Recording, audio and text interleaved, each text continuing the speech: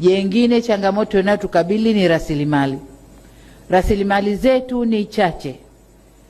Kama mnavyojua, mara nyingi tunategemea kupata kutoka nje, mikopo kutoka kwa taasisi mbalimbali za kimataifa, mabenki ya kimataifa, lakini yaliyotokea nchini kwetu yametutia doa kidogo.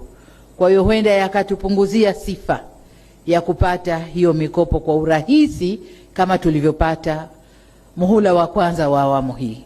Muhula wa kwanza wa awamu hii tulikuwa tunapata sana kwa sifa zetu, kwa msimamo wetu, kwa kazi tunavyofanya, lakini doa tulilojitia huenda likaturudisha nyuma. Kwa maana hiyo, tuna kazi ya kutafuta fedha humu ndani, kutumia rasilimali zetu alizotupa Mungu. Tutaangalia njia gani tutazitumia tupate fedha ili tukatekeleze miradi ile ambayo tunakwenda kutekeleza. Kubwa zaidi, awamu ya pili, muhula wa pili wa awamu ya 6, tutaanza kufanya miradi wenyewe, alafu mashirika yatatukuta njiani, tutakwenda nao. Hatutakaa kusubiri tunauza mradi, tunakwenda kubembeleza, mradi unakubaliwa, lakini nendeni karekebisheni hili, nendeni kamyule, nenda kamkisi, usimnyukue, lakini yule sijui kamfanyeje.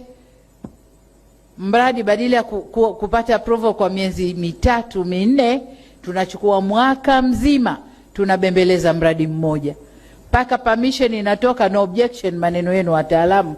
Tuna miaka 2 tunamaliza kipindi chetu. Hatutasubiri hayo, tutaanza kwa fedha ya ndani, alafu wale wakimaliza na objection zao watatuunga katikati. Tumeelewana? Na huo sio wajibu wa rais peke yake, ni wajibu wetu sote. Ni wajibu wetu sote. Makamu wa rais yuko pale anasikia, waziri mkuu yuko pale anasikia, spika wa bunge na wabunge nadhani wako hapa wanatusikia. Kwa hiyo huo ndio mwendo ambao tutakwenda nao.